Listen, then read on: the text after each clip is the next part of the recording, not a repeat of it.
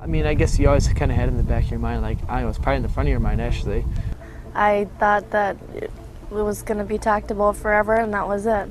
We haven't been anywhere in 45 years. You don't know what to expect. They don't really tell you anything.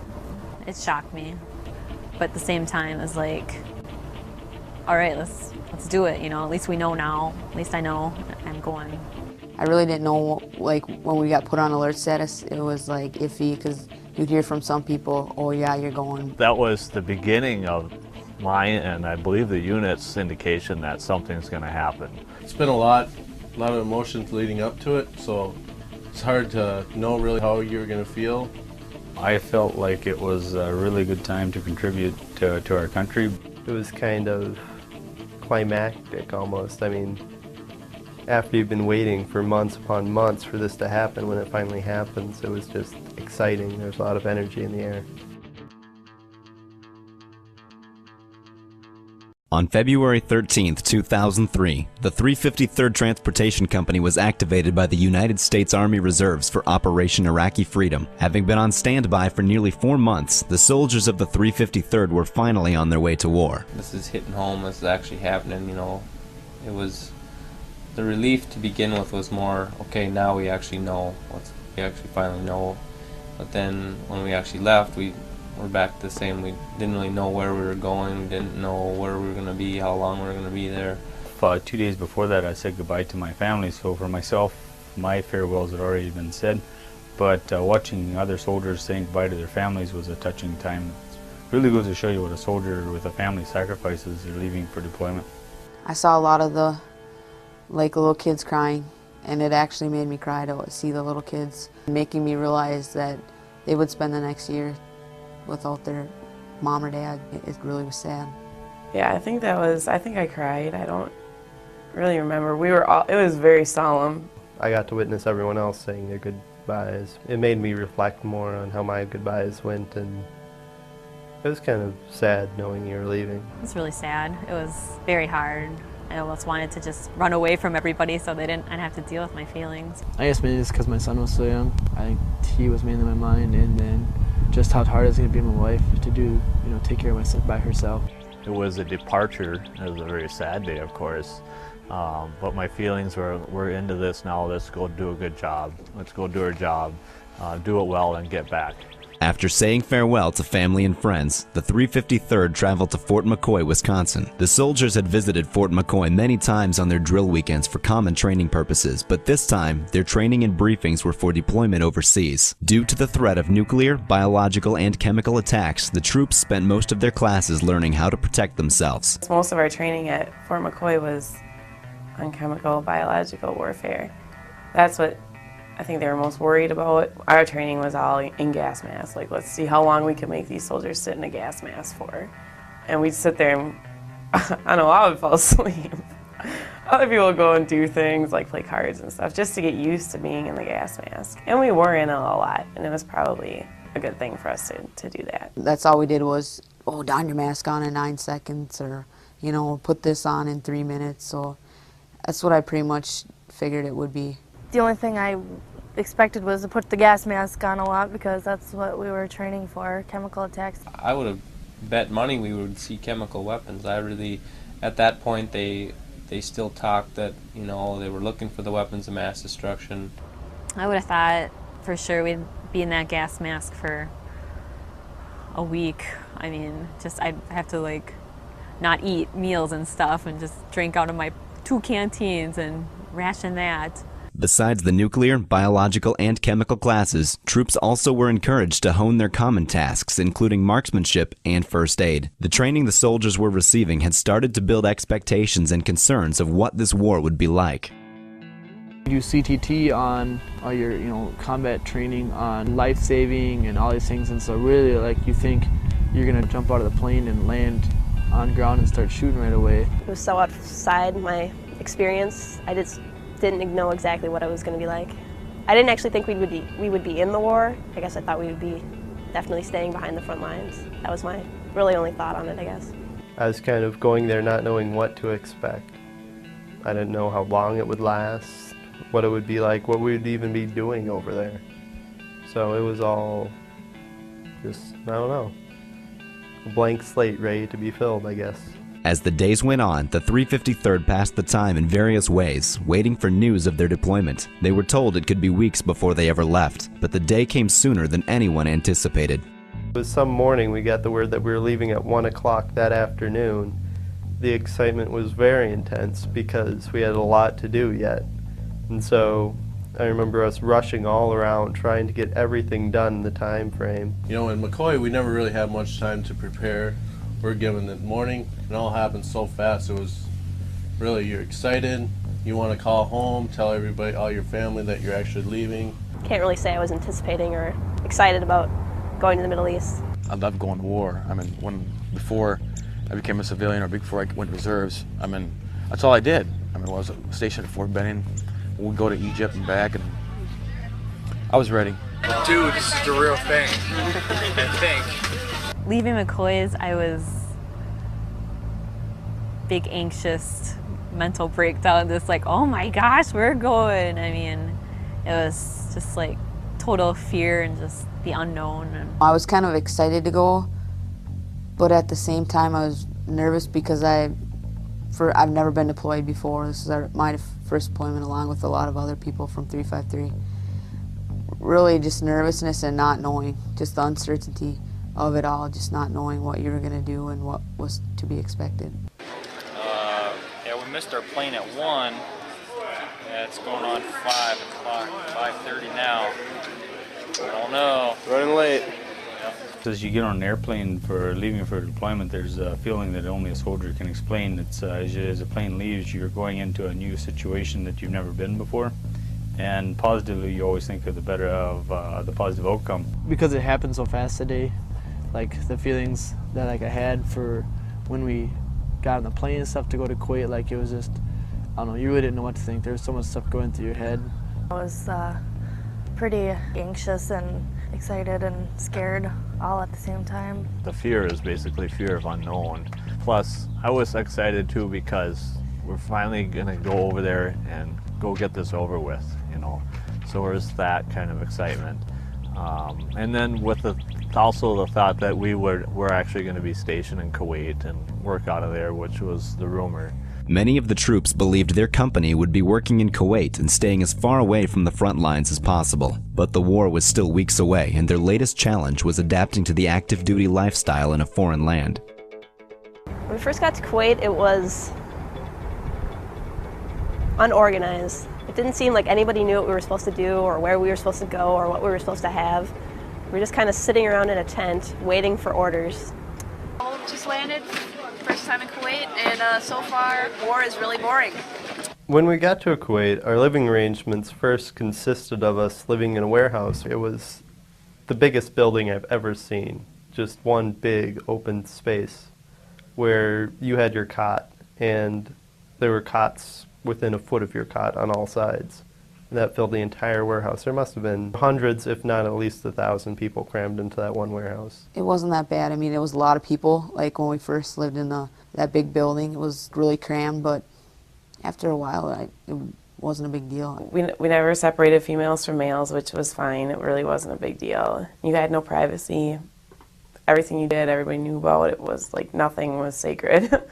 But these people were like your family. It was just crazy, you know. You know, you're living 3 feet, 4 feet away from the person next to your right or your left. It was different, but you adjusted. Then when we got into our tents at Truckville, it was a little more exciting. We had our own little city there for a little bit. To handle as many soldiers that went in as short time period was, I thought the tents and living quarters in Kuwait was comparably good. The 353rd finally had their own tents and comfortable living arrangements. As the days turned into weeks, reality had yet to set in on the impending war that was to come, and very soon the soldiers would have to say goodbye to their new home. The Scud warnings when they started very scary because the reason we went over there, of course, was the threat of chemicals and mass destruction. We didn't know if they had them or not. Were they going to use them? Gas, gas, gas, gas, gas. Reality shot through hardcore, just realizing that, you know, you're not in the United States anymore. You're not safe. I mean, at any time, if one of those would have hit, I mean, that was pretty much it. It was getting hot, and we had to put that stuff on, and go to the bunkers and stuff everybody in them bunkers. We stuffed so many people in there, like this little space, and we're all stuffed in there and trying to do accountability of everybody through gas masks, which you can't really talk through very well. I felt like I needed to do more. I'm like, okay, I got my mask on, I'm out here in the bunker. I'm like, shouldn't I be doing something else? That was too easy. You didn't know what was going on or if it was going to actually hit near us or anything like that. It was extremely scary. It goes to show you how helpless you are in a biological chemical atmosphere. You put your equipment on, you go into your bunker, but you're basically helpless against the odds. It's not like if you're out in a situation where you can see your danger. It was your life on the line, you know, to get your stuff on. I think I lost a lot of weight that day. The war had begun, but the 353rd Transportation Company was still awaiting orders to cross the border. Although the anticipation and tension were growing, outwardly, morale was good. Before the war started, nothing was changing. We all, you know, it's like a normal day routine. Go down and check the trucks out. Everybody was expecting a 2-week war. It was a very positive outlook. People were pretty edgy, excited. We were just waiting for something to happen. The faster we got into the war, the faster we would end the war, obviously, and the faster we would go home. Before the war, I think everybody was kind of in a good mood. They were kind of like, oh, we're here, we're going to do our job, we're going to get it done, we're going to go home. Once the war started, I think that still continued, you know, because we had a job, we knew what we were doing. Everybody was pretty motivated. Some people were, I wouldn't say frightened or scared, but not knowing what to expect, and that's about the most scariest feeling you could have. Some people were so ready for it to start, and then it all of a sudden was there, and then they kind of had a change of heart. They were not really liking the fact that now they were actually going to go into Iraq. 4 days after the ground war started, the 353rd finally crossed the border into Iraq. Every time I rode home, I explained Iraq as a big sandbox. I mean, compared to the United States, there's not much there. You'd get on the freeway and you'd drive and there would be nothing but, you know, sand, and you see a few huts every now and then. Even driving to those towns, you'd see, you know, where the bombs had hit. Southern Iraq, where we were the most, is just open desert. It's sort of like if you see North Dakota, except replace the dirt with sand. It's not like deserts you see in movies where they're rolling dunes. It's just flat and sand. You can see miles upon miles away. I was even surprised to see that even near rivers, there was very little vegetation. In northern Iraq, it was like Hawaii, you know what I mean? That you had the palm trees and the grass. The company had crossed into enemy territory, and all around them, combat battalions moved forward toward the main objective. Lack of movement with the combat units would indicate that there's a standstill or no forward motion. So by the fact that the supply routes were not struggling but striding to reach the combat units told me that things were moving forward quickly and that the war was progressing very well. Everybody wanted to do their job. No one complained. Everybody was just gung-ho to do it, and that was great. Our job was basically to provide these guys with the fuel they need to get their job done, and seeing them actually doing their jobs and us doing ours, it made you feel like you had a purpose out there, which was good. Knowing that there was always things on the go and seeing combat troops on the move kept your alertness at a high point. It gave me a sense of security, kind of knowing that they were there, and as much as we could be in danger, they were going to be there to help us and protect us. I felt a lot of gratitude towards them too. They're the ones who make the ultimate sacrifice.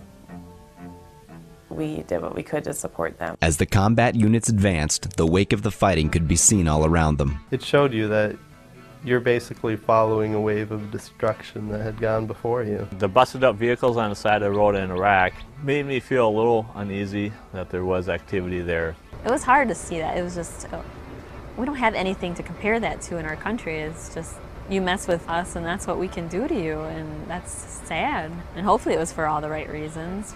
Like, I'm a part of all this destruction, and I hope something good is constructed out of it.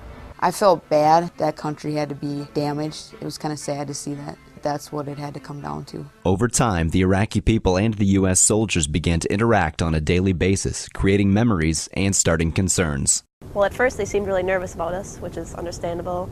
During the war, I would say 90% of the Iraqi people were very respectful. We have a very small percentage of guerrilla activity. Lots of times it's probably not more than 10%, but it's that 10% that's giving us a lot of trouble.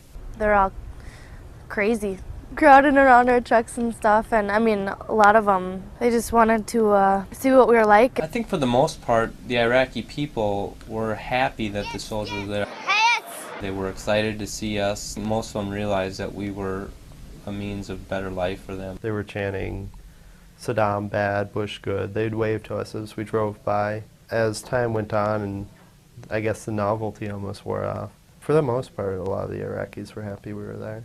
It was like we were in a parade the first couple months that we were there. Initially, when we saw masses of people, we were a little nervous, but when we realized that they were primarily friendly, they've become actually quite enjoyable. The Iraqi people learned that, the American soldiers can be trusted.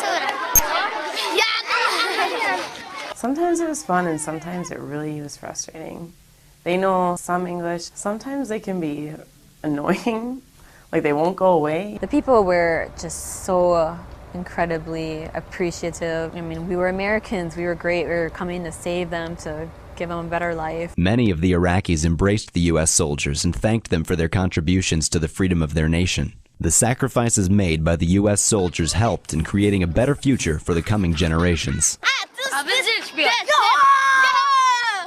As the war continued, the demand for fuel started to decrease. As the soldiers of the 353rd waited for word of their redeployment back home, boredom slowly became their new personal enemy. Anything just to keep the morale up, and because the morale was way down. You will get bored out there no matter what you do, but to pass the time, I mean, there's always somebody you can talk to. There's always something you can talk about. I read a lot of books. We played chess, we played checkers, and then also if the temperatures were cool enough, we could actually get out and play some softball, play some volleyball. Write letters. I personally slept a lot. Like, I just was exhausted all the time. I never really liked cards, so to keep me busy, I played cards a lot. I learned a lot of new games. Got pretty good at them too. Read a lot of books, Sat around and just told stories, pretty much, I guess. The people that I talk to that have people over there now, they're like, oh, what can I send my kid? And it's just like, just stuff to stay busy, because if you don't stay busy, you just go crazy. Just trying to keep my mind occupied with something. Most of the troops had never served active duty time before. This was the first opportunity many of them had to put their training to use. You train as you fight as you train. And I was very pleased to see that, once the 353rd hit the road, pulling actual missions with fuel, that it just looked like we had been doing it forever. The fact that we were in a combat environment made it even more apparent to me that the training was effective. Using all the skills and training, it was kind of like, wow, this is like kind of my worst fear, but it's not that bad. And it didn't go to waste. We were hauling all the time, and we were there through the war and after the war and before the war. It felt like I had a purpose to why I was there, and it made me feel like just to be proud of what I was doing and what we were doing as 353. I felt useful when we were actually pulling the fuel we were supposed to do and supplying what we were supposed to do. I liked driving truck. It was pretty fun. A lot of people asked me what I do in the military. I said I'm a truck driver. I guess that's something that I am grateful for, that we did get deployed. Things that I've trained for, the things that the government has paid me for, I've got to do. It's an experience you'll never get again, or I'd never get it back. I did feel like I actually did contribute. It's about the people you're with and the attitude that you have. The 353rd Transportation Company was deployed overseas for 9 months and served 7 of those months stationed in Iraq. After all the experiences they had come through, the soldiers had grown close together. As the year went on, I think a lot of good bonds were formed. I definitely got to know people a lot better than I did just meeting them once a month.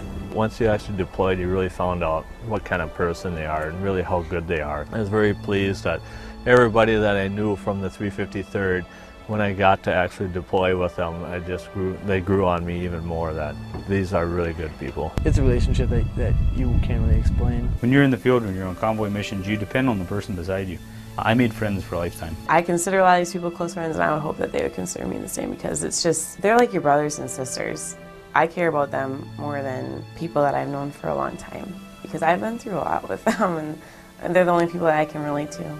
Everybody took care of themselves, and I was really happy. I was really happy to spend time with them. And the guys I got to know were like your best friends, your family now. Every day somebody made me laugh. These people, they're way better than any coworker I've ever had, and it was a good situation. These people I knew better than people I grew up with.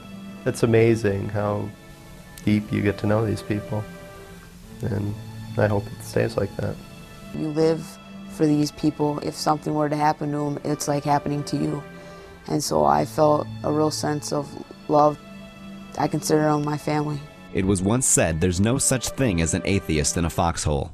Although some of the soldiers may not have grown spiritually, many life lessons were learned over the year. The first time we went into Iraq, right before we crossed the border, I remember a few of us were reading passages from the Bible, and there's just one passage where it talks about God is our shield and buckler and how He'll protect us. That just clearly stood out, no matter how intolerable the weather got, how much the pressure built on, how long the days were.